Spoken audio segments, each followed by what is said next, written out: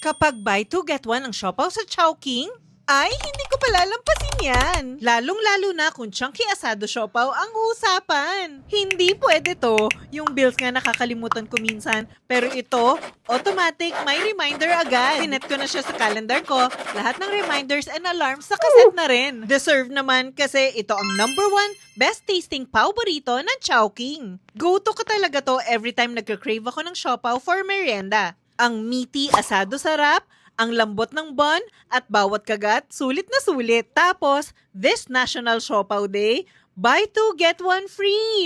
The deal that I've been waiting for. Ayun, set na. Ewan ko na lang kung makalimutan ko pa to, haha. Guys, sayang yung deal na to, kaya save the dates. August 14 to 16, buy two, get one free ang siopaw sa Chowking National Siopaw Day. Kita-kit sa Chowking National Siopaw Day with the best tasting pao burrito.